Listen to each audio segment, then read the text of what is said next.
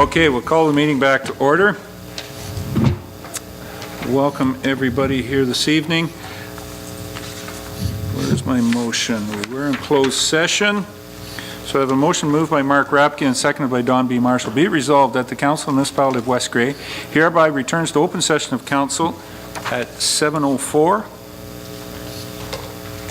p.m. Any discussion or comments on the motion? All those in favor? Any opposed? That's carried. Okay. And Mark, only those matters that were discussed, or only those matters that we went into closed session are the only matters discussed. Is anything arising out of that? We have a motion to give you direction? Not required? That was all done and closed, okay. All right, there's no public meetings this evening. Consent agenda. I have a motion moved by Rob Thompson, seconded by Don B. Marshall. Be it resolved that the minutes of the regular meeting of Council of the Municipality of West Grey held on December 2nd, 2013, and the minutes of the Special Committee of the Whole meeting held on November 28th, 2013 be approved as printed. And further, that the minutes of the West Grey committees, A2, be received as circulated, and further that the minutes of other committees, A3, be received as circulated. Is there any questions or comments on this motion? Call the question. All those in favor? Any opposed? So that's carried. So Mark, I'll ask you to send out those motions to take actions on the consent. I think there's just the one down here. Okay. That brings us down to communications from Mayor and Council. Is there any council members have any communications that they want to share with us at this time? Councillor Lawrence. Thanks. Just wanted to say the Christmas in the Village in Newstead was quite successful, and certainly it was one of the best parades I've seen this year. They must have had about 30 floats, and I must say Don did a fantastic job pulling the West Grey float, and it was also from the Newstead Recreation Committee. But it was a lit parade, and it was, I'll tell you, that float was done by the Parks Committee, and they had revamped it for Newstead, and it was one to be proud of. It really looked nice. And also, I know some of you were in Holstein. Just to let you know, at the Holstein parade, the Durham girls marched, and it was very, very cold, but our West Grey flag was front and center because we had an east wind, and it was on the left side. She's blown straight out the whole way. And just to let you know how innovative they were, it was so cold the horns froze, and our drums remained playing, and our trumpeters sang Christmas carols, so we marched to that. So. I do concur with you. It was chilly. I had the opportunity to ride on the Southgate float with a number of other elected officials, and wasn't too bad down right down in town by the general store and whatnot, but got up over the hill up past the feed mill, and as soon as you stepped up past McDonald's to the parking lot there, and I mean the McDonald's residence, not the business in Holstein, that's when the wind hit you, and from there to the school it was cold. No doubt about it, but they still had a very, very good outing. And have been at a number of other functions throughout the community with Christmas themes that have been very good. Any other comments? Bev, Councillor Cutting. Yes, just a comment on the West Grey Parks Committee. They did put the float in, as Carol said, and they won third prize in the Durham parade. And that was $100, and we donated that $100 to the West Grey Police annual Christmas toy and food drive. And we have a letter of thanks from the police, which maybe I can for doing that. So that was nice. Very good, and congratulations to them. Okay, any other communications at this point in time? No? We do have some long-term service awards, if we'll get down then to delegations. We want to do those first. I'm taking a look at these individuals that are in the crowd. Some of them have been around a long time, but I don't think they have service awards here. Everybody must be out in the hallway. Yep. So if you can invite them in, Carrie. It's a number of firemen, police, administration.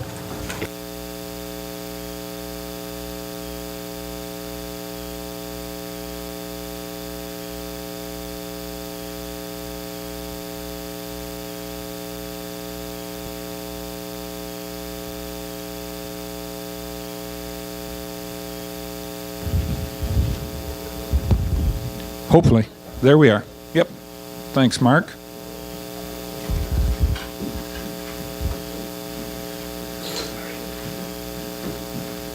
Holy.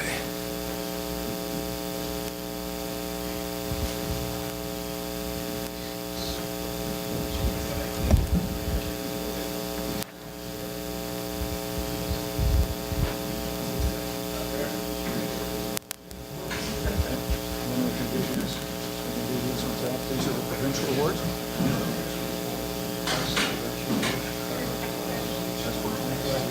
Yep.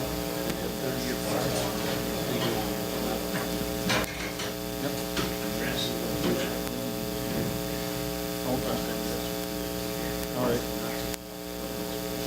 Yep, from the municipality. Okay.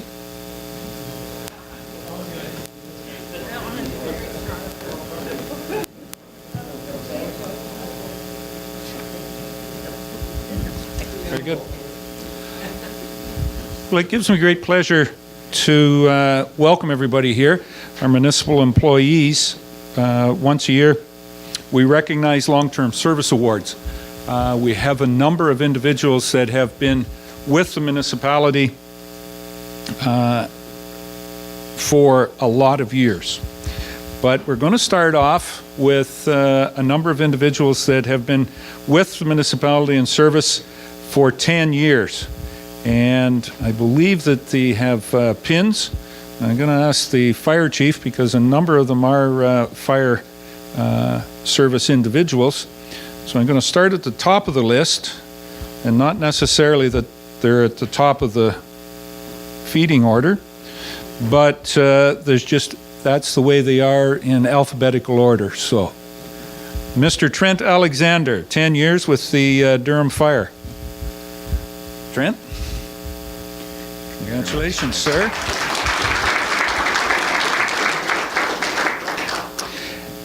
Josh Farlow. Josh? Thank you. Who's the next one? Oh, boy.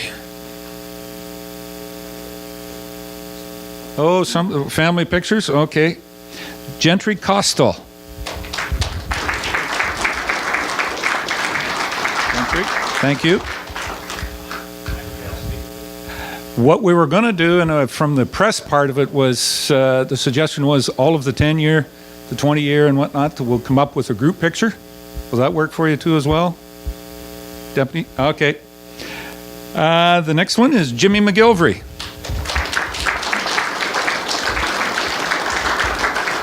Fiver. Hey, buddy. Very good. And he performed very well on Saturday night at the hockey game as well, too. Good for you, Jimmy. Bit of a turncoat, played for the opposition. Sorry, Jim, sorry.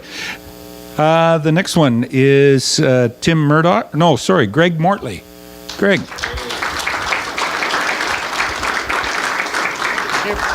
Greg. The next individual I don't believe is here is Tim Murdoch. Tim's not here tonight. We'll make sure he gets the pin. The next one is Sean Wheeler. Sean.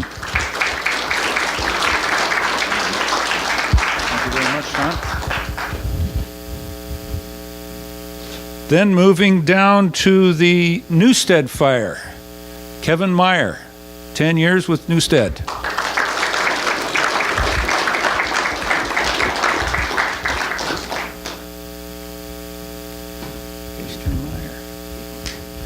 Thanks, Kev. And also 10 years with Newstead is Henry Tostigi. Hank.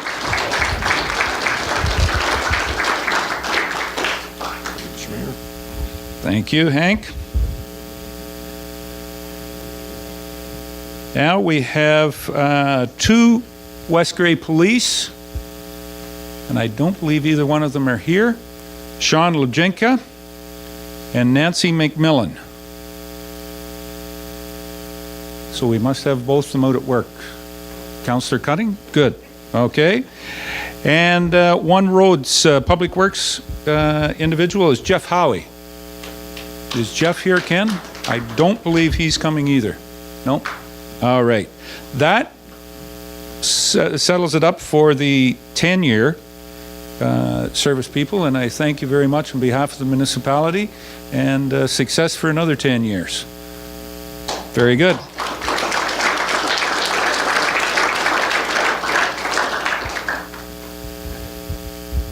Do you want the picture right now? You're the media guy. Yes? Okay. Everybody that got a 10-year pin, please come forward here. Where do you want to take the picture, Carrie? Well, how about we do it here in this block out fill?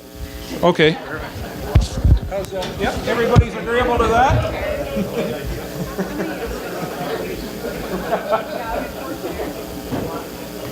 A little bit of abuse over here, Chief.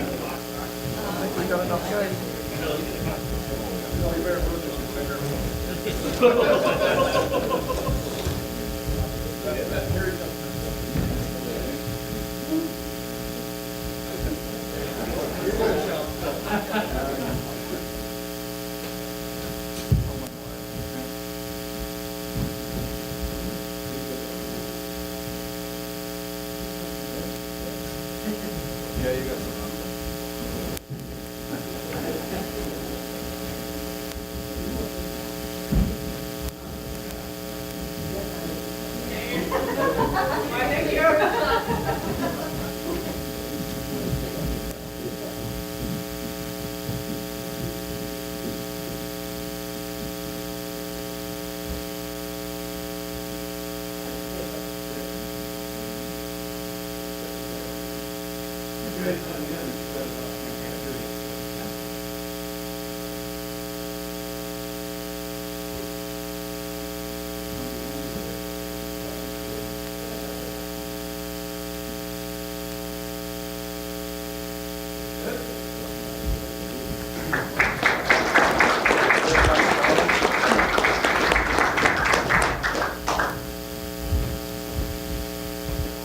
Now, do we have these marked?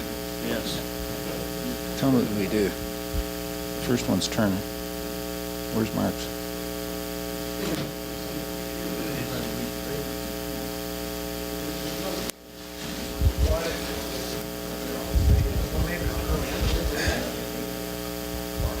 They're all the, I mean, they're all the same. There's probably those ones down there. The next group of individuals that we have are from 20 years with the municipality in different divisions. And the first one is Mark Turner from administration. Mark has been with the municipality in one shape or form, basically Bentic and then West Grey, for 20 years. So Mark, congratulations, and this will mean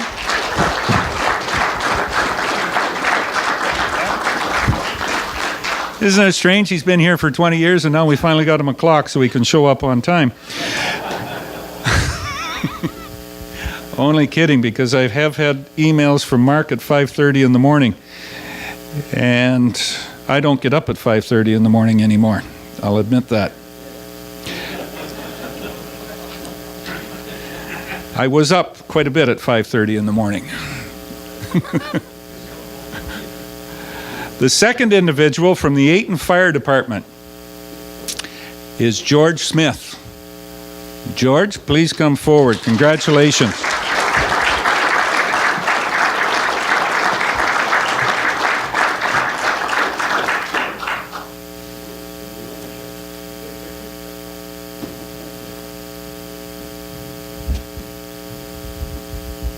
And the third individual that has been with the municipality started out in Bentic and now is over in the Ganelg and still working in Public Works and driving a grader with Public Works is Ron Talbot.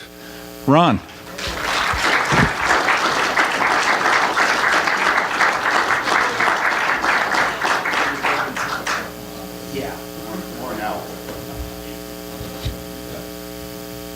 Good for you. The next individual, did you want pictures with those guys? Figures. You got to be up here a little quicker, Laura. Come on. Okay. Come on back, Ron. Come on, George. You're not getting away that easily. No, we'll be good with that.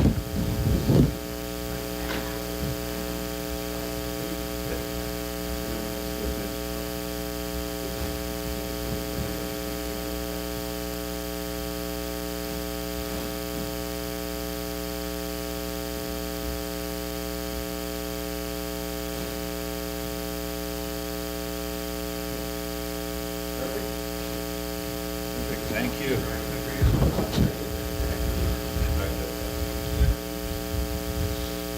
We have two individuals, one of them that isn't with us this evening, that have been with the municipality in different forms as the municipality has taken on different forms. The first individual who isn't going to be here this evening, but recognition, and we'll make sure that she gets her award, is Heather Webb. Has been 30 years with administration, first with the former town of Durham and now with West Grey. And she said the weather was kind of nice when she went home and she was probably going to stay there, so I can't blame her at all. Because she will be back here tomorrow morning as well too. The second individual that has been with the municipality and has been with the fire department in Newstead for 30 years is Kevin Chalmers. Kevin, congratulations.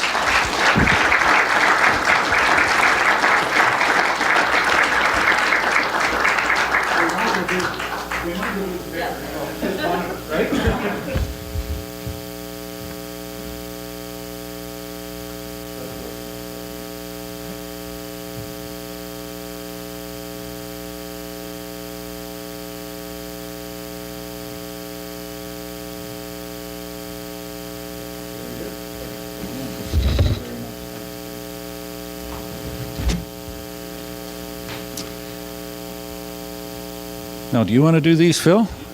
Well, they're... You're the... Thanks a lot. We have two sets of medals here. The first one is the Exemplary Service Medal from the, get this right, federal government. It's for 20 years of exemplary service, and this award goes to Bruce Newman.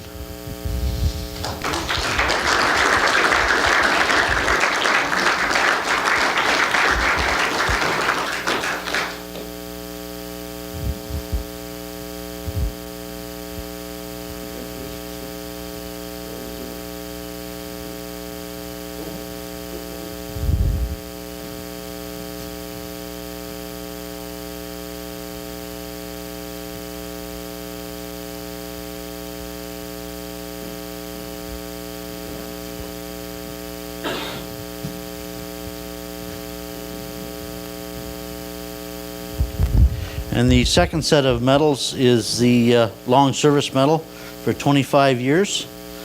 And they are from the Office of the Fire Marshal. And the first recipient is Brian Lismere.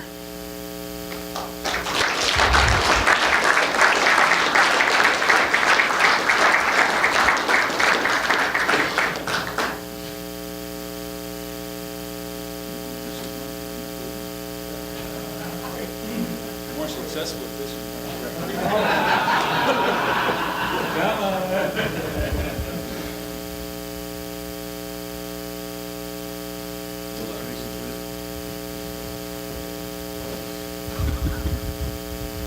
And the second recipient of the Long Service Medal from the Fire Marshal's Office is Thomas Colleton.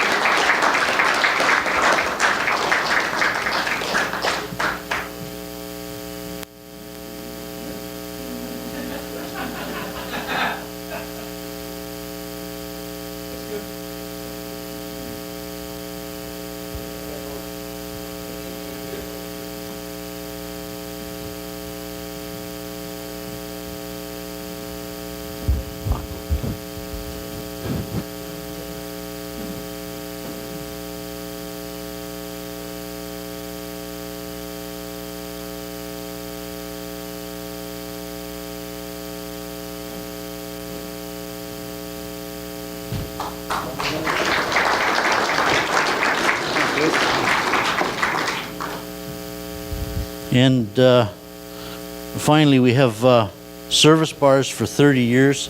A few of these bars are late coming. They're a couple years behind. I guess the first one's Kevin Hilgendorf for 30 years. The bar actually goes on the medals that just handed out, goes on the ribbon.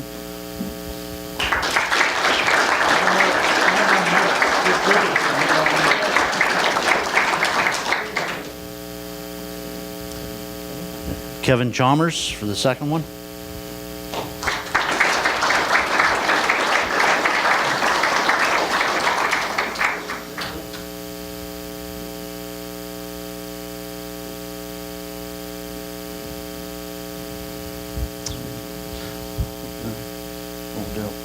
Daryl Peter for the third one.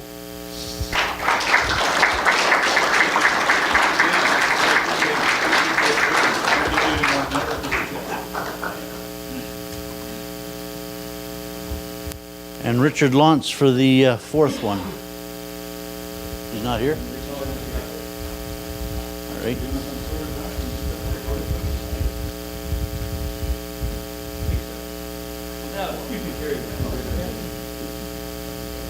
Okay, come on back, guys.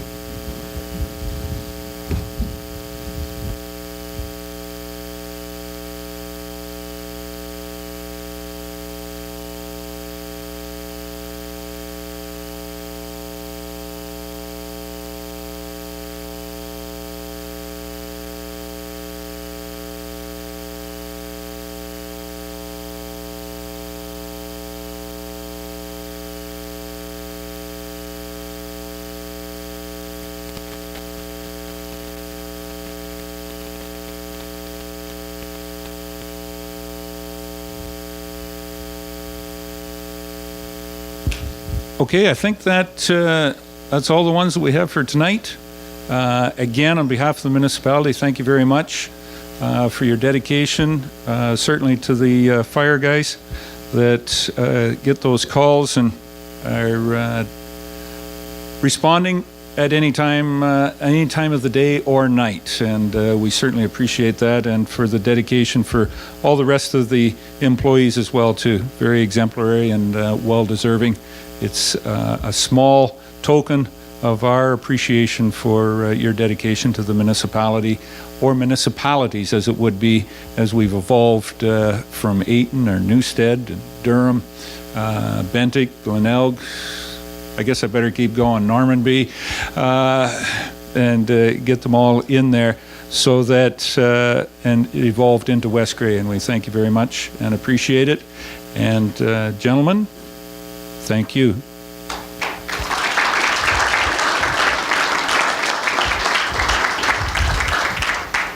Now, of course, it's a public meeting. If you want to stay for the rest of the evening, you're quite welcome. Really? Obviously, it was something that Phil said, right? Okay. Merry Christmas to all.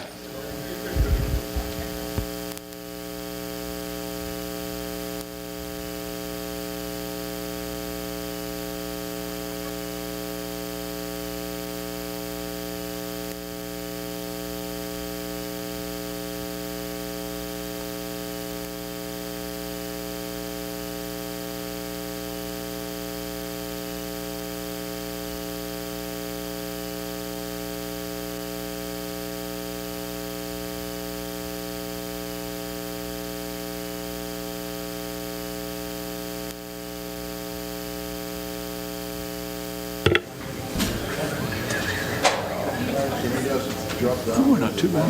We're a couple of minutes behind. Button there. Okay.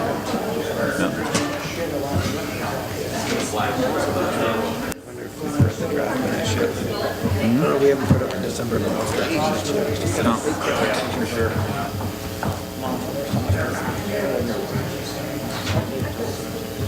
Who's the two guys that are? I'm trying to think.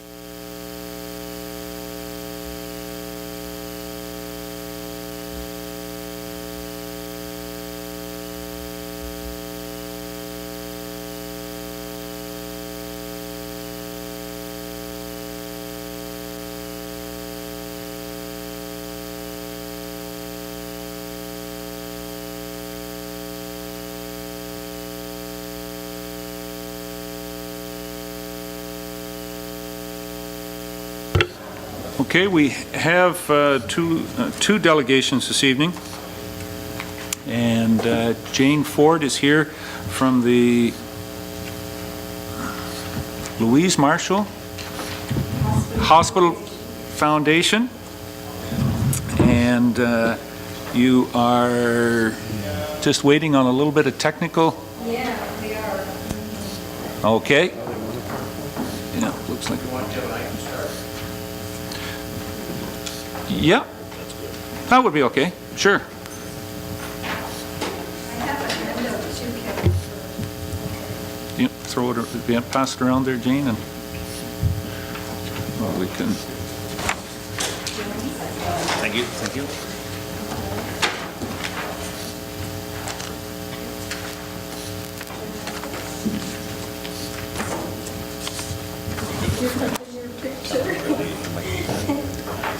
It's a mic, or we won't hear. Yep.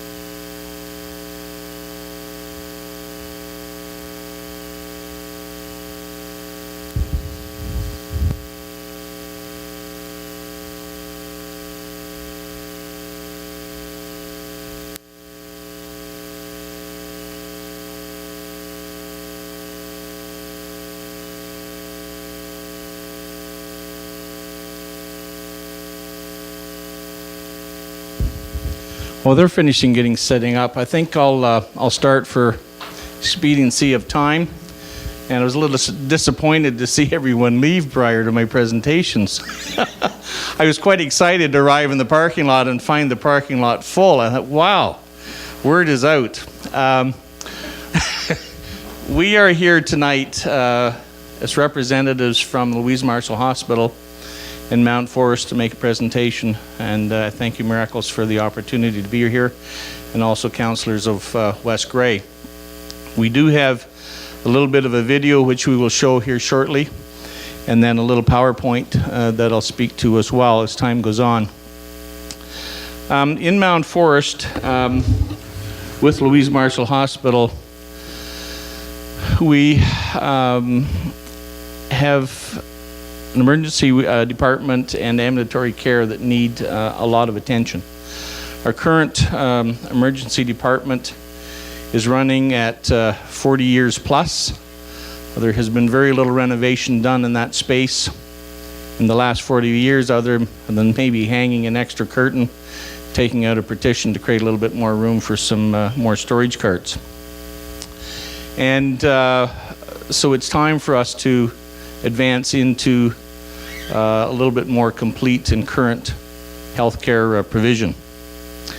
The Louise Marshall Hospital has a drawing area of approximately 15,000 people. That's covering the northern part of Wellington County and also the southern part of Grey County. And I found it rather ironic tonight driving in and finding that Durham Hospital is just across the field here, when in fact the Louise Marshall Hospital in Mount Forest is within a kilometer of the southern border of West Grey Township. We provide a service to a number of businesses in the south part of West Grey, and also the employees of those businesses as well. And we approximate 270 plus employees are in that bottom end of South Grey, within a kilometer and a half of the Louise Marshall Hospital. We also have, as you're well aware, a Mennonite community in that bottom end of Grey County, Southgate, and also in West Grey. And their mode of transportation for the majority of them is the old-fashioned way of horse and buggy, and it takes them a long time to get to anywhere, really. And but again, their proximity to our healthcare facility is very, very important for them. The project that we're undertaking is to provide new construction and renovation to the existing ER department. As I mentioned, it's approximately 40 years of age currently. The working conditions there are not great. It's congested. We have a tremendous number of things cluttering up space, and it's very difficult to work. And if anyone has had the opportunity to be there as a family member and or as a patient, you'll attest to the fact that a little side curtain within elbow's reach of the person in the next bed is not the way current health care should be delivered. And it's the emergency ward is one of our most important assets within any community.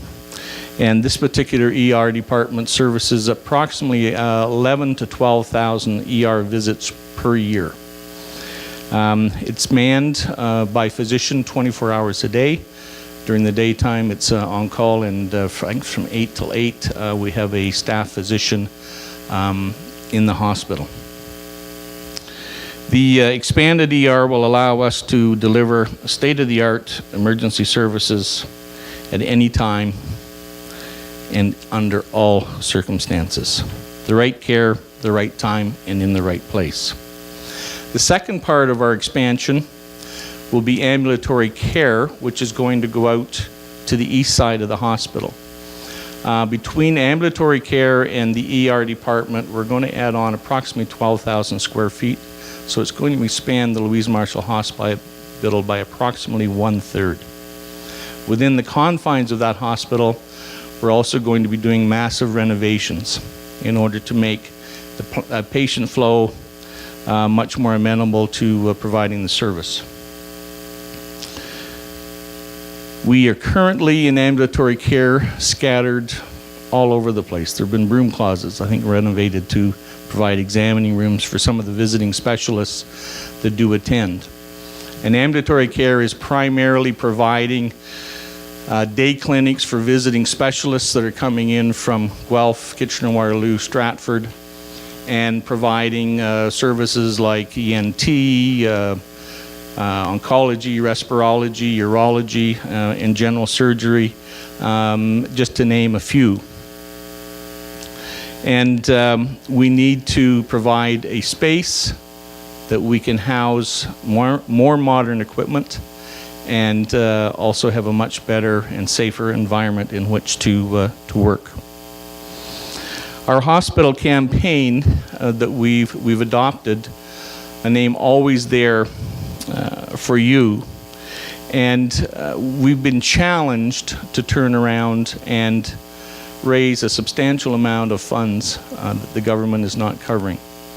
As you well will attest with the Ontario government, there are certain things that come and certain things that don't come. With this particular project, we have no way of knowing what the final costs are going to be at this point in time, but what we have done is been challenged to raise a total of $5 million locally. And for our campaign committee, that's a huge sum of money. And I think for this area, that's probably the largest single fundraising campaign that's been tackled to date. We have, with the Ontario government, we have approval from our project. We have approval from the Ontario Ministry of Health and Long-Term Care, and we have approval from the Wellington Waterloo LIND. All of these approvals have been amassed over this last 1.5 to 2 years, culminating in the spring of 2013. The Ontario government advanced $1.5 million for the design and planning stage of the build. An architect has been hired, and plans are underway, and the refinement process is going on as we speak.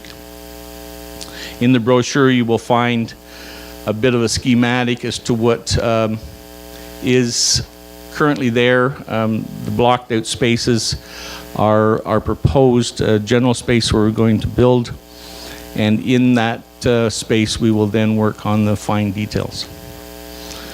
Are we ready to go with the... Okay. This is a video that was put together. It's somewhat self-explanatory, but I'm going to just sit back and let you watch and listen. Anne Marie is our oldest. She was 16 going on 17. Everything was great. Anne Marie was doing well at school, and she was looking forward to going to university to become a lawyer. So, yeah, we were pretty one of those ideal families where everything was good. And after the accident, everything changed. The day of the accident, Jane and I were actually away for a little bit, and we got home, and then our two other children met us at the door and said Annie had a terrible car accident, and the police had been there, and that we had to go to the hospital right away.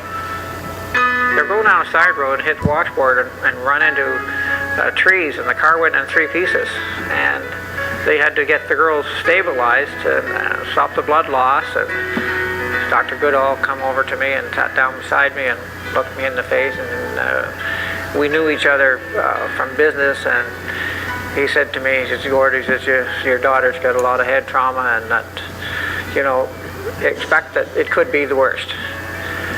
And if the hospital wouldn't have been there, and the heliport wouldn't have been there, she likely wouldn't be here now. So now she's a kinesiologist, and she does that for people for the last 15 years, working on her own. Her job now is to make these people better, and so it's a good thing. She's had 3 boys now, and they're all doing very well. Her oldest boy is going off to university in another year to be an environmental engineer. Thinking of not having my daughter and my grandsons is unimaginable.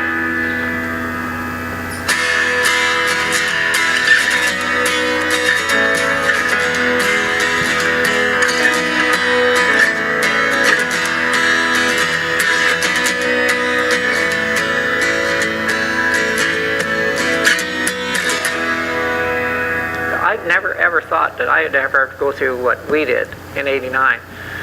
And if we didn't have the hospital and the emergency and the doctors, it could have been a lot worse. But our emergency ward right now is 40 years old. Well, we outgrew our emergency department years ago, and we thought of different ways we maybe could gain a few extra square feet here and there, but nothing ever panned out. It was impossible to do. So we are literally tripping over things in the emergency department. Hard to believe that we've actually worked in the same environment for over 40 years, caring for patients, and certainly our staff do a great job of dealing with the limitations of a building that's designed that long ago. But it's in real need of change. Have you been there? You don't need me to tell you. It's too small, quite simple. We need more room to be able to work. With that more room, we're just going to be able to work more efficiently. We don't actually need more beds. We need more space to provide the services that people need for good, healthy living. We actually have more visits through our emerge and ambulatory care than there are people that we serve. So on average, every person makes it through the hospital at least once a year. So if you haven't made it in the last couple of years, count yourself really lucky. You're one of the fortunate few in our community. The hospital as it is right now has had to meet a lot of requirements, and those have been imposed on us. Bigger equipment, more storage is needed, the space to take care of patients has increased, and it just is something that we need to do. The room doesn't save lives. Staff really make that difference, and certainly building a new building is not going to give us more staff or better staff. What it does is give the tools to the staff we have to make that difference for people, and to provide an environment where it's not something they have to work around, but rather something they can work with. Just even think about the community without this hospital here is, it just can't even fathom that. It has to stay here, it has to be part of it, and consequently we have to keep it updated and current. I think we all need to care about it, because if our community is going to continue to grow and be a welcoming center for families and business, we need that healthcare component. We all know that there is government assistance out there, but that only comes so far and they'll only do so much. So it's time that we have to stand up, we have to make the difference, we have to get involved. We've been asking for this type of upgrade in our facility, this community's facility, for over 10 years. Our physicians have said it's the most important change that we can make to this facility to serve the community. The Ontario government has approved the expansion of both the emergency department and ambulatory care areas of the Louise Marshall Hospital. This expansion will effectively double our working space in the ER, facilitating improved patient flow and increasing patient comfort and privacy. The expansion will also provide the much-needed space to improve our ambulatory clinics and services. The provincial government has committed to funding 90% of the bricks and mortar portion of this much-needed expansion. We need to pull together as a community by raising the remaining 10% plus the necessary equipment upgrades in order to release the government funds. That being said, we need to raise $5 million over the next 5 years. That is a huge sum of money for the town of Mount Forest, and probably the largest single fundraising component that's ever been tackled in this town. But also I think it's probably the most worthy component that we're working on. Now that the provincial government has stepped up to the table, the community needs to say, yeah, we're behind this, and we agree that it's important.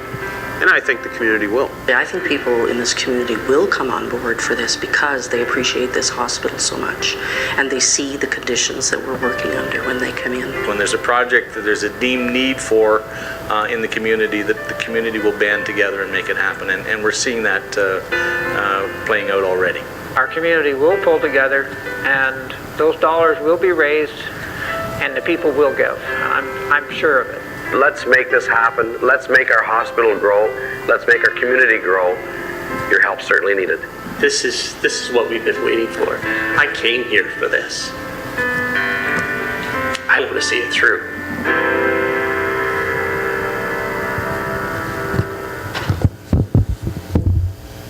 That's the video that basically in a matter of a few minutes encompasses everything that we're here to present this evening.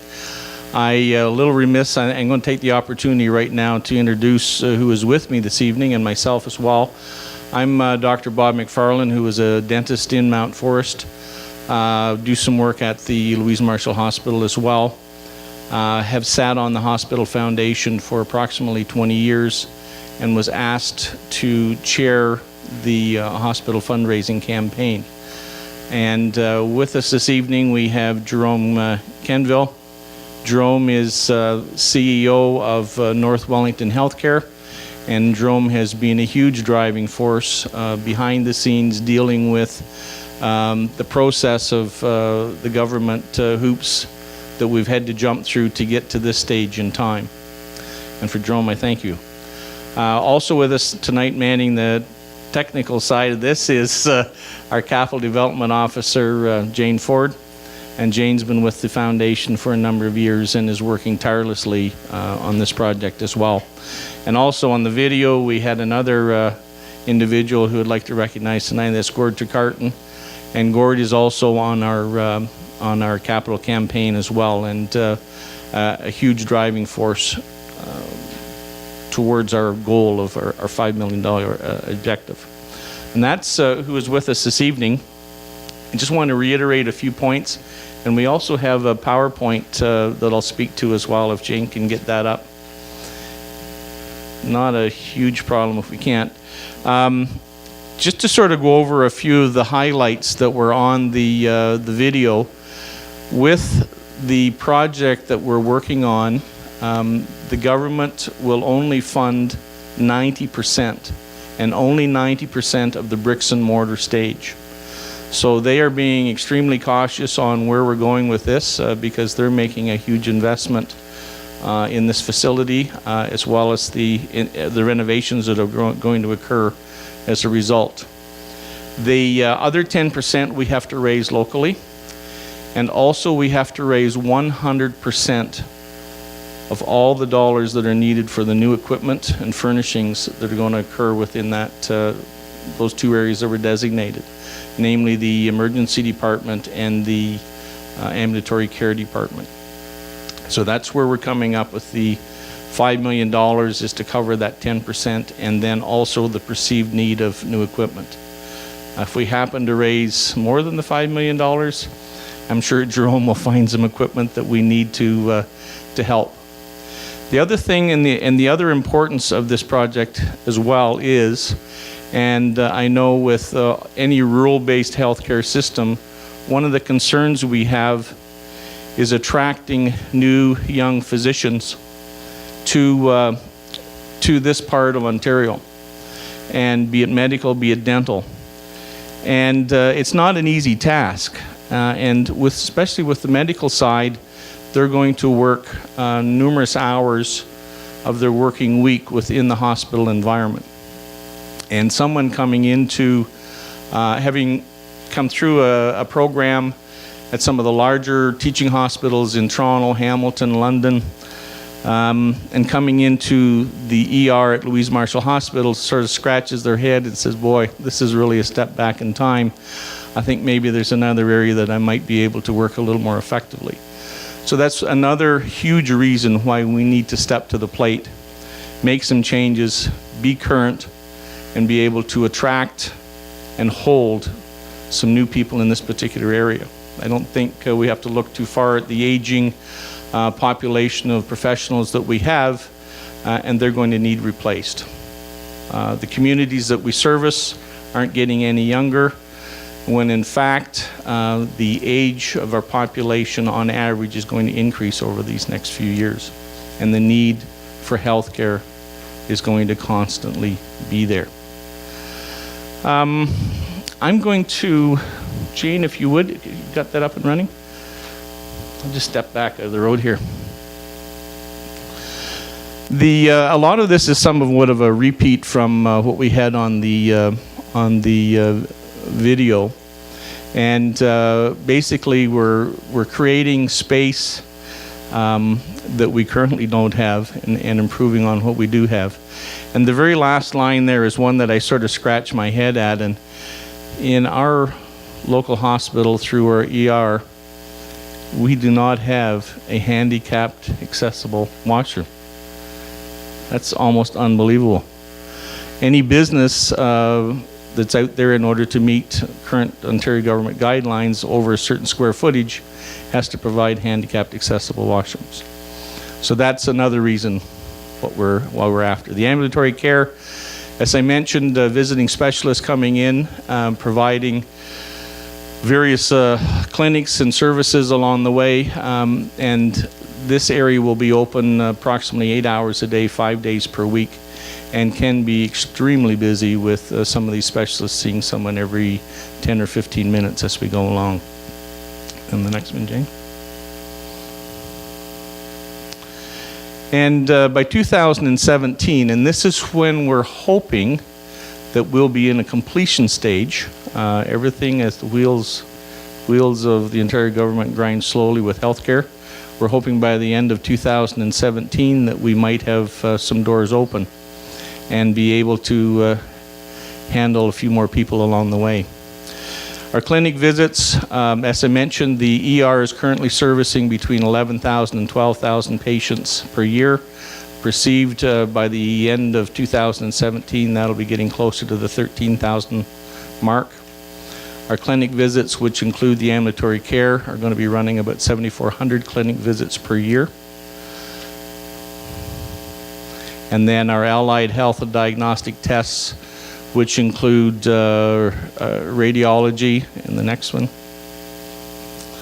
And then our oncology, hematology, and medical day visits. We've been blessed to have an oncology site. A lot of people who are diagnosed with cancer and undergoing chemo are working twinned with Grand River Healthcare in KW. and we have access to provide certain chemotherapy treatments on site.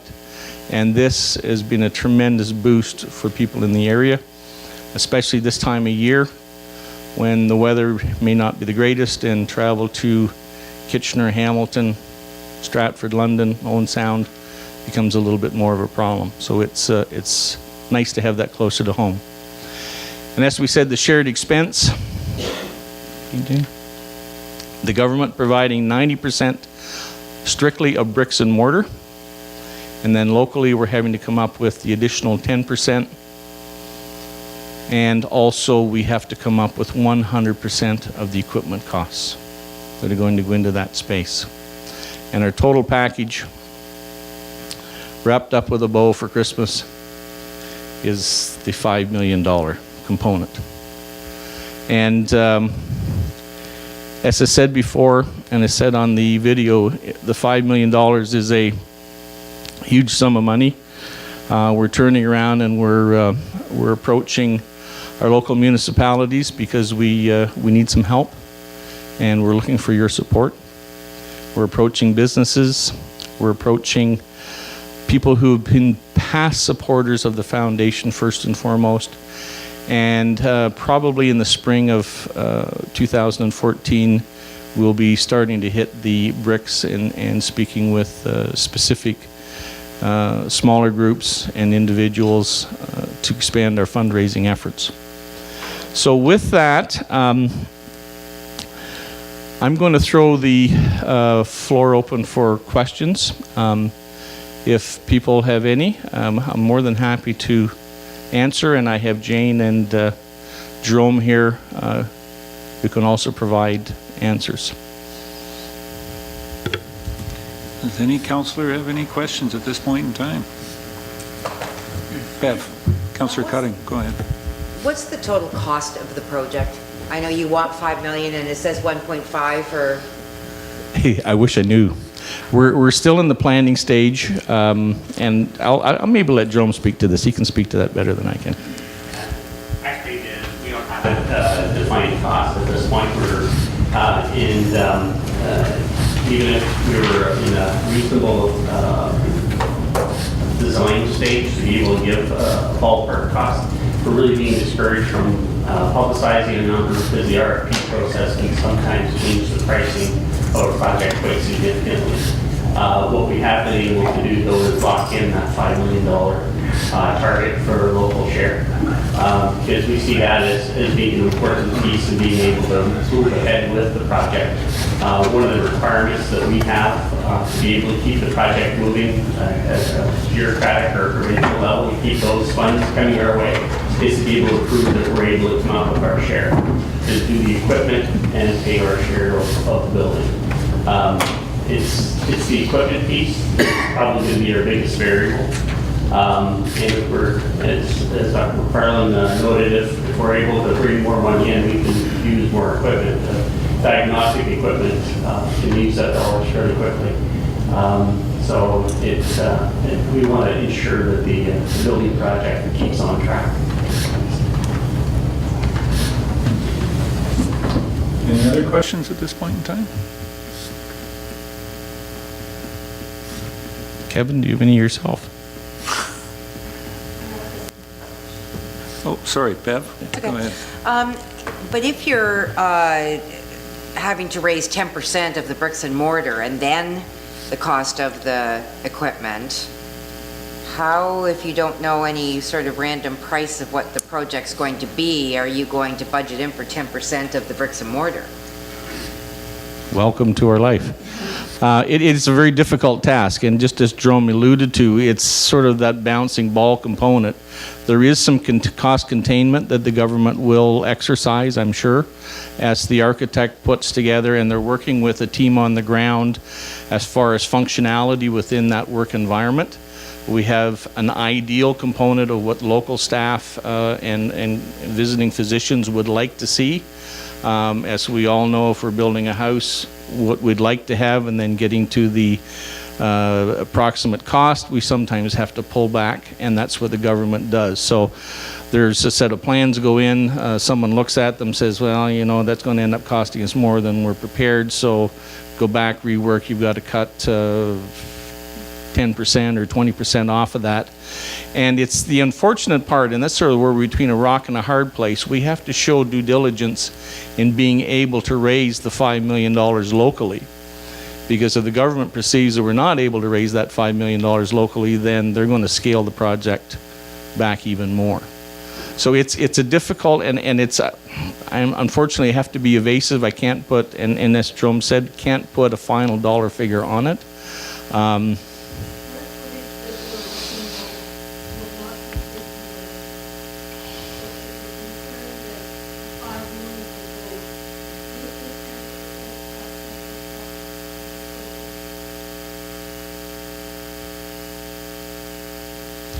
I know that doesn't fully answer your question, but unfortunately, it's sort of the situation we're in. Okay, anything else? So you never really did give an indication as to what this crystal ball number is that you're coming and thinking that West Grey would consider. I'm coming to that, Kevin. I'm pushing you a little bit quicker. I don't want to get these other guys out here too over anxious. Basically what we're doing is we're approaching all the municipalities, Southgate, West Grey, Minto, and Wellington North. And we're looking at percentage of usage as a ballpark as to where our figures are coming from. And we're going to ask West Grey to consider a total commitment of $250,000. We're looking at a 5-year pledge period, and we're approaching all the municipalities accordingly. That number will vary based on the municipalities and the usage that we have within each. And we're hoping you'll give that some serious consideration. And I know things are tight when it comes to budgeting and everything that you have on your plate to deal with. And we also feel that healthcare is an integral part of every community, and in order to have communities function and flourish now and well into the future, we need to have some quality health care, and we need to have it close to home.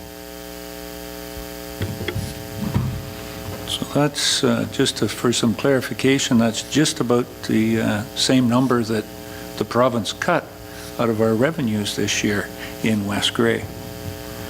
And apparently our treasurer tells us that it's going to be substantially more than that. We're going to be cut next year.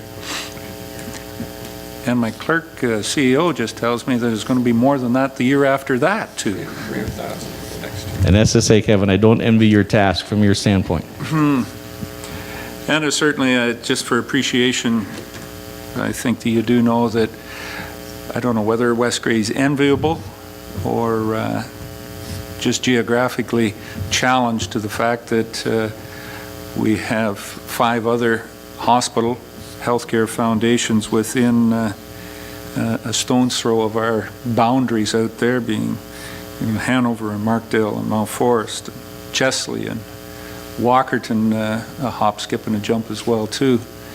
And then with our geography, we have the Durham Foundation, as you indicated, just out through that window, is right here, pretty much centrally located in our municipality. So with all of that geography lesson, to get down to the accounting part of it, I thank you very much for the presentation. I know we've talked before, and we are challenged at this point in time with what I believe is a difficulty for the way our taxation is raised on our property tax.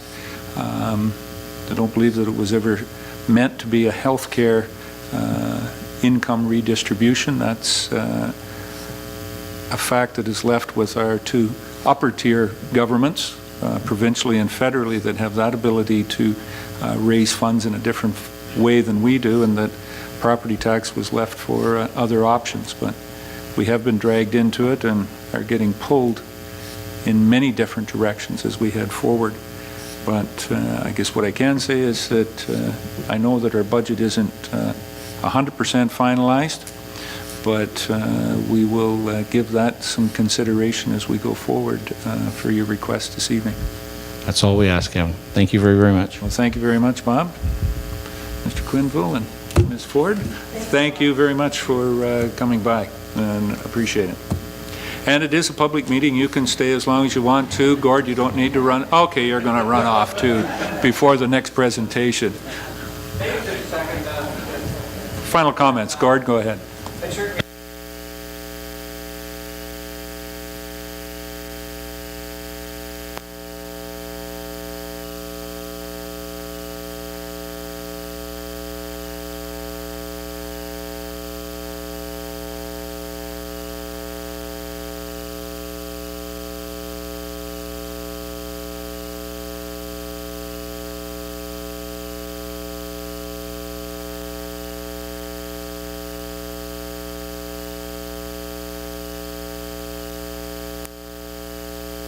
Very good.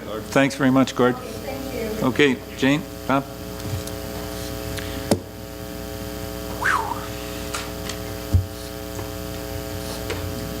Next. Mr. Tremble, we have one last delegation on this evening before we get down to other more mundane business. And Mr. Tremble. One thing is I'm not here for $250,000. Oh, that's very good. Now, do you want to push that little red button there and you can get yourself, well, that'll get you recorded out to everybody in West Grey when that happens. Excellent. So. Go ahead, the floor is yours. What I'm here for tonight is to try to get some support for something I feel is needed in the community, and that's a heated area at the Durham Arena. Being at the arena a lot this year, involved with a little bit with minor hockey, the Thundercats, and having these figure skating. The comment, come on, it's so cold in here, it'd be nice to have a heated area. There is one, but it's far enough back you can't see nothing. And the so-called heaters we got, I did a little bit more research, and I think those heaters, I think they came out of the old arena. Mark Dixon was saying he trucked them up there, so been in construction a little bit, and the efficiency of something that old, I think is probably throwing our tax dollars out the window, even turning them on. I've actually seen people stand underneath them with their hands in the air to try to get some heat off them. Most communities now, or a lot of the communities in the area, all have a heated area. Mount Forest, Hanover's new rink, I think Malmay or Clifford's getting one, Ayton's got one. I came up with a bit of a design, a preliminary design, and presented to you, and a budget, and offered a service of looking after it at no cost for my service, getting the best prices for you, and let West Grey be the general, which I think we could do it for a very reasonable price. You know, Carol, you went to all the bother of getting one of the best halls we got in the area. We got an elevator coming. We got a first-class facility, and I think just that one more piece of the puzzle would make it very feasible for the area. It's not just for the older crowd here. A lot of old hockey people here that I hear, they come to the games or come to the rink for an hour or 2 hours and have to leave because they can't stand in the cold.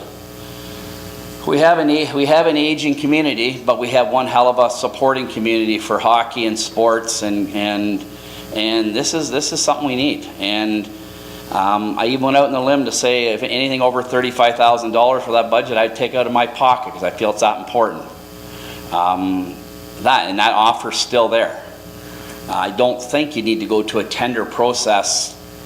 You have a building inspector / architect that can have the plans ready to take over to Nelson Dolly, have them approved. It's definitely not a conflict of interest if I looked after if the bills came into West Grey and they paid for it. I did a project in Wingham. I looked after the project of the WA office there. I give them a budget, and I was about 15% under budget, and they paid all the bills. And it was, when I got quotes in, it was surprisingly, when they found out it was a community thing, not a Don Trumbull thing, the bills came in less than what they quoted. And they made donations. And it would be pretty hard if, like the tender, I will definitely tender, but it's pretty hard to go and come under budget, or when it's Don Trumbull tendering this room. If I go say to, for example, Miller's out there, which said they would give something, you know, give me the concrete or give me whatever, and Bill Can Do Homes, they're going to look at me and say, oh, is he putting the money in his pocket or what? So I just think that it's if you've been over to the rink and watched a hockey game, and I don't want to center anybody out, but yeah, it's definitely needed. We have people in here, parents go to other rinks and watch games, and it's a heated area. And I think it would have an advantage for the fall fair, figure skating. The fall fair could use it as their office when up there. They could see everything happening on the floor. We could have meetings there. It's something I really strongly feel this community needs. I know we have a beautiful mural on that end wall, and there's a couple of options. You know, get professional people to take it down, move it to the other end, which is same visibility as is right now. I have heard the person that actually painted is not with us now, but there is other painters out there. Or we can build it high enough and have it enclosed inside the glass room. Like it can stay right there. We can still see it. It'll be preserved for life, and then nobody has to touch it. This room is going to be approximately 700 square feet.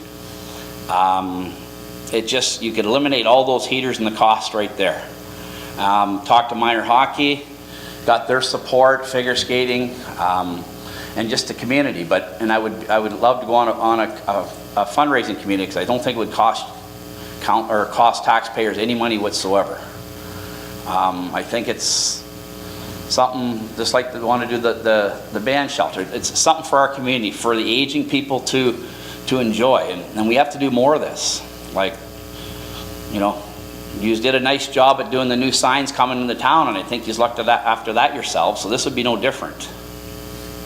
You got a building inspector on budget, or on your staff. He can do the inspections, so I just would like to have the support, and if there's any questions, I'd be glad to answer them. Thanks very much, Don. Any questions? Go ahead, Carol. In the concept, are you looking at a level floor, or are you looking at some tiered seating? Level floor. Level floor, okay. You come off the top of if you go up into the arena on the top level, you go up the 2 steps and you walk across the back. We just bring that out 12 feet, which would be, it's 4 feet now, bring another 8 feet out, all on a level area. You lose the seating underneath, but the arena's, it would be, and then there's lots of room. We went up there and measured lots of room for a wheelchair ramp, like way more than needed for the wheelchair ramp. It'll meet all requirements. I just want to say I really hope if it happens that you preserve the mural where it is. If you move it, you're going to ruin it. That would be very simple to do. I just want to tell you, when it was moved there, and of course a lot of it was destroyed, and it was filled with fiberglass and so on, and then Hilgendorf painted over it. If you move it and you break it, there was fiberglass down each of the sections. So it's going to chip out. I think if you can, it would be better to stay where it is. It wouldn't be a problem. We got all kinds of height. It would be, and that's what I thought. Then it's preserved from the moisture, and anything would last a lot longer. Certainly would be better for the mural. Let me put it that way. Yep. If you left it there. Okay, any other questions? If it has to go to a tender process, like it has to. I just feel one way or the other we need to proceed with it. But a project that I estimate between $35,000 and $40,000 could be handled in-house very, very economically, and you have to have all the same inspections whether it's tendered or not. And the nice thing about it, if we do it locally, you know what? We'll have local people do it. The people of West Grey will be the people doing the work. It won't be, you know, who knows who would get the tender. Buy locally. So, in your professional opinion, Don, you're looking at $35,000? Yeah, is what your talk estimate? with Brian. There's a couple things that have had to change because got to be It's a couple things got to change. We got to pour concrete upstairs instead of a wood floor. Then we can cover with something just for the fire. And we got to go steel studs instead of wood. So it might come in a little bit more, but I would still be very comfortable guaranteeing that.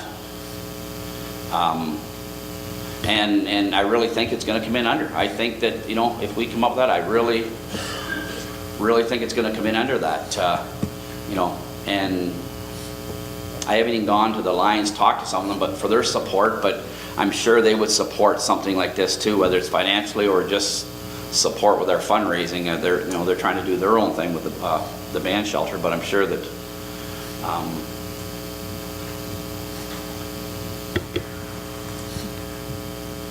Any other questions from council? John, Councillor Eccles.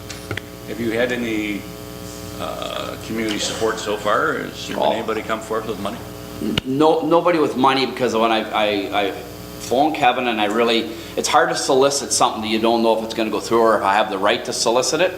But give me an opportunity or give a go-ahead, and I'll show you the support.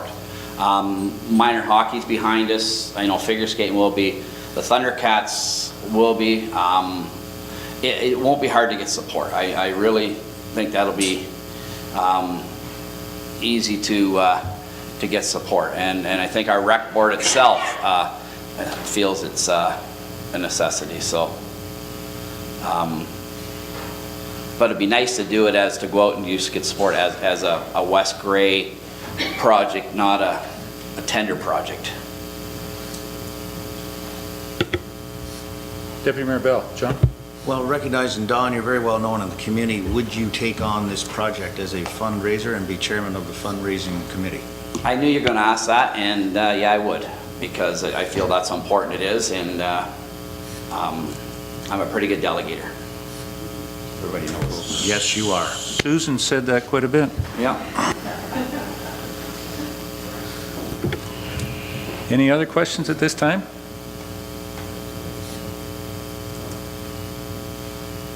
As I had said to the last group, we do have some challenges with our budget this year, but I believe that even maybe in the last few days, we've had advantage from some community support along these lines, and may help us find some of the funding that may be needed. If you were to take on the point of being the chair of a fundraising committee, though, with your tremendous delegation of abilities, you could probably fundraise 100%. Or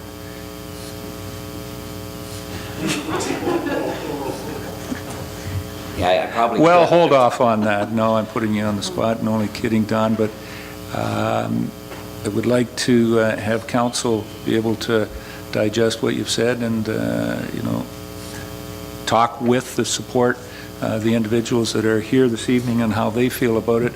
And if we can get something going forward, I know we have a bit of money in that capital budget for the arena, and let us come forward with a recommendation the 1st of January. It'll be a time thing, so it needs to move, because it needs to be done in that time period, first thing in the spring. So as soon as the ice goes out, if we have to do cement, we're going to have to get a truck in there to get cement, and it's going to be a time thing that, you know, I don't want to back up here in September asking for the same thing. So if there's any way you can talk and fast track it, that we can, you know, show we can come up with 35,000 in good faith. I'd like that to happen, not something that's left till January or February or March. And the next thing, it's a new council, and we have to make the same presentation. So I'd, you know, like it to be a nice Christmas gift for a lot of these people to know that we're going to have that. So I'd put a little pressure on council for an A or yay, and if it's not coming out of the taxpayer's dollar, out of the pocket, I don't know what more you want me to guarantee, but I know I'll get the support. I just know that it's something that's needed. especially the wheelchair elevator coming. There's more to people with wheelchairs need more than just an access to an area to watch. They sometimes need a warm area to watch, and that's very important. Well, an individual that can stand up at the railing or move around at the railing and whatnot can kind of stay warm. An individual that's in a wheelchair doesn't have that option. It's very difficult for them, and I think that we'll take it under serious consideration here going forward. Any other questions of Don?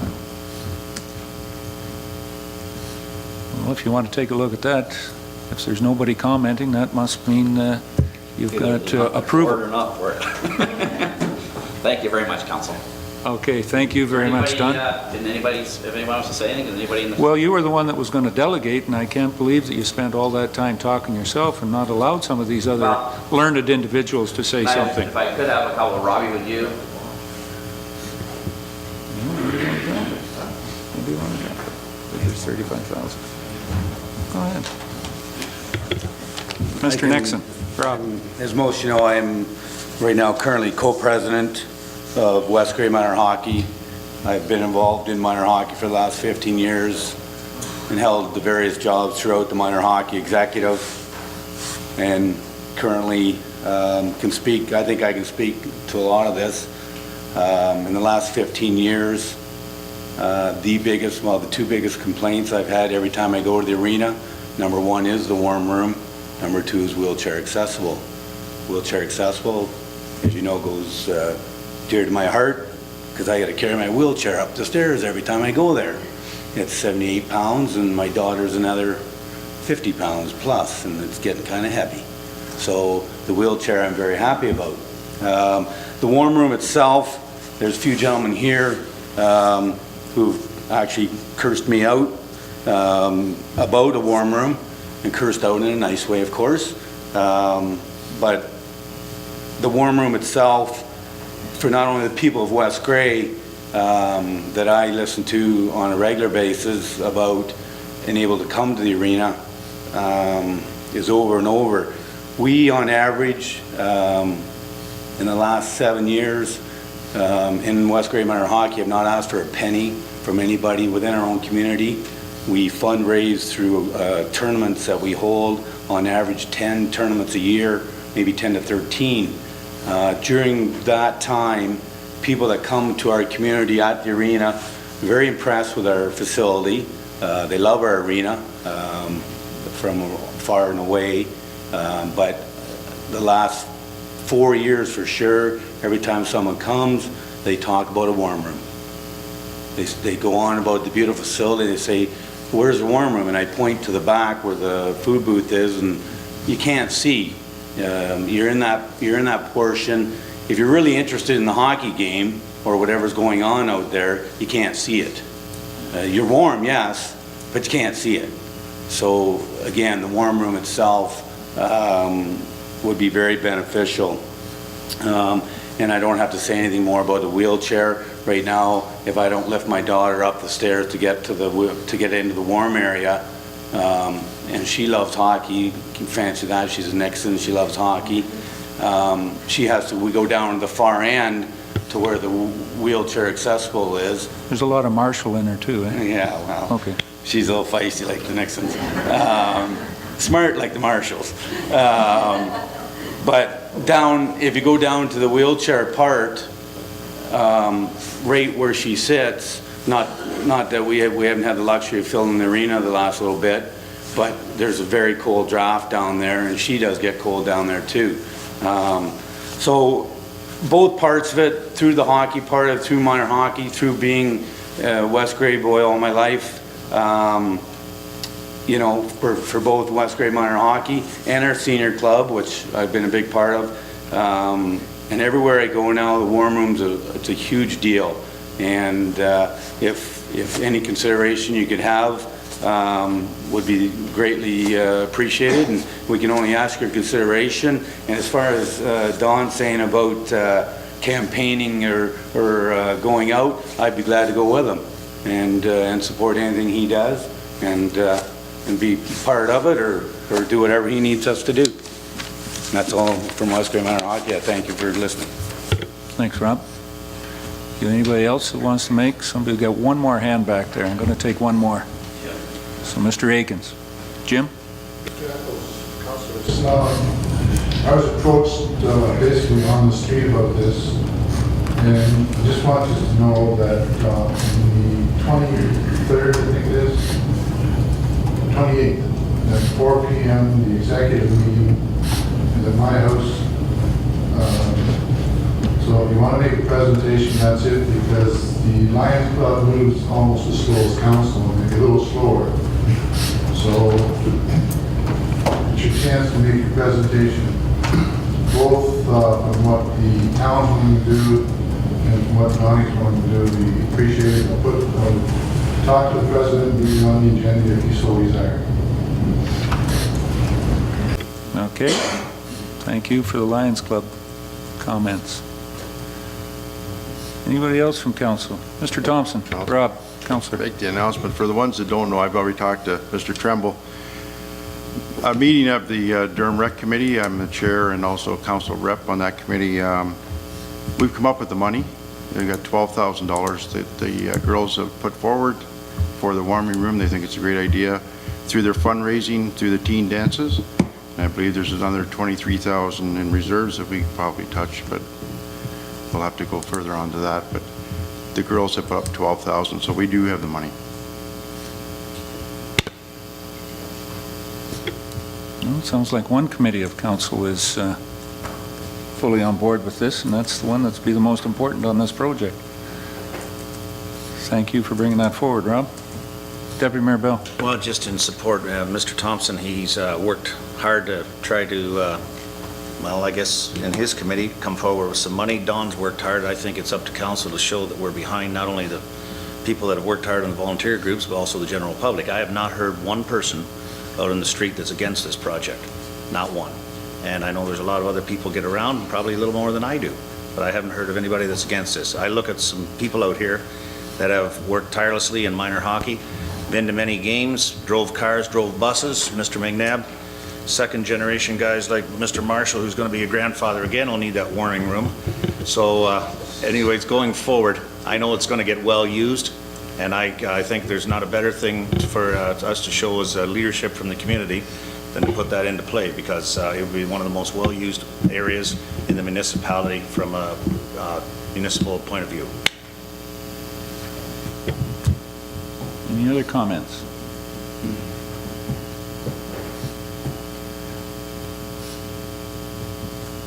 As I said, I think that well received, Don. Thank you very much for the presentation. Thank you for the input and the interest in this.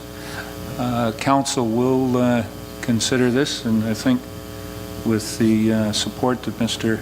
Thompson has said that the Recreation Committee is willing to put behind this. We will be back to yourself if you've offered some fundraising as well, would certainly help out council making a decision on this, Don. So we'll get a hold of you shortly, and as I said, our next council meeting will be on the 6th of January. So it'll give us time to work it through committee somewhere along the line to do that. Maybe you want to take up that challenge for the executive committee that Mr. Akins has said there as one of your fundraising, one of your initial points to start fundraising. It just would be nice it's always easier to go to these meetings with knowing that it's got the support of the council that's going to happen, not go to them and ask them. And this was the same thing we had at the WA. We raised money, we had about $80,000 in the account, and we couldn't get any more. Nobody would give any more because they didn't think it was going to happen. And once it happened, the money rolled in. So it's one of those things where I maybe want to put the horse ahead of the cart this time instead of the cart ahead of the horse. I'll go get the money. You guys can have a vote to support it. We'll go get what we need in the process of doing it. Let's. Why do we need to leave something until January 6th? When we leave this room, you can have a discussion. Deputy Mayor Bell? Well, Mr. Mayor, I'm ready to put forward a motion that council support the efforts and with an upset limit of $35,000 to get this warming room built.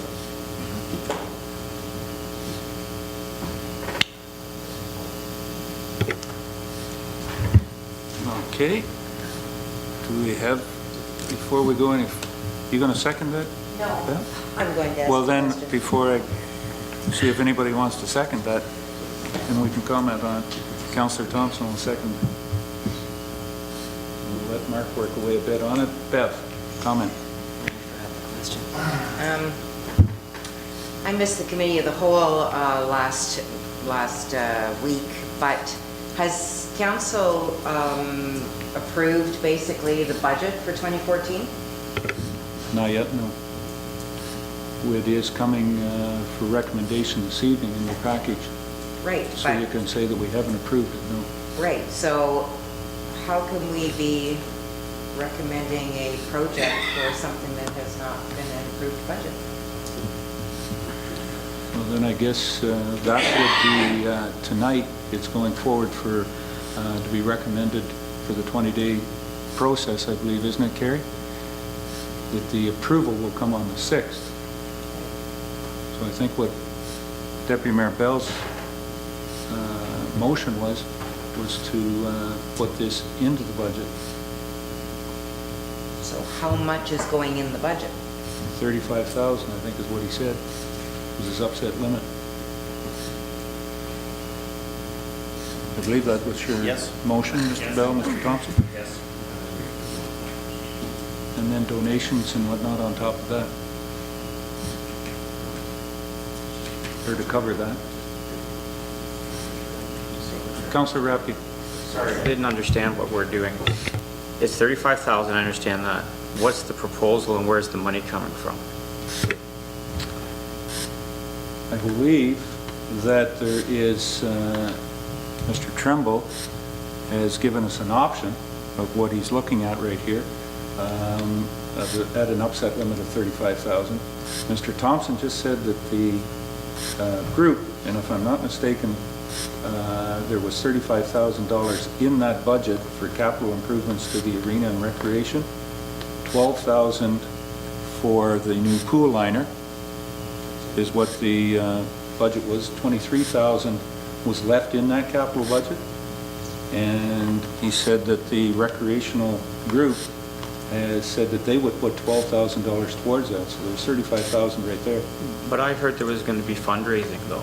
So is Yes. the proposal that we're going to put the money forward and that fundraising is going to make up a difference before the project starts? Or are we going to pay for it and then the fundraising would pay us back later? Fundraising probably won't work that way. I would suspect that I would ask Mr. Tremble and Mr. Nixon to start right away, that there's $35,000 in the budget right now. If you juggled it around, there's $35,000 in the budget. They have said that they could raise X number of dollars, whatever X is, would be on top of that. So I'm suspecting that that would lower the contribution from the municipality. Would you believe that in your fundraising committee, that that's what would be expected? Yes, we would fundraise right now that if Robbie's got 12,000, we would add to that right away. That I think at the end of the day, council, the worst scenario, if we did no fundraising, which we will, would be the difference of 12,000 and 35 is what council would have to be responsible for, but that won't happen. So it's really not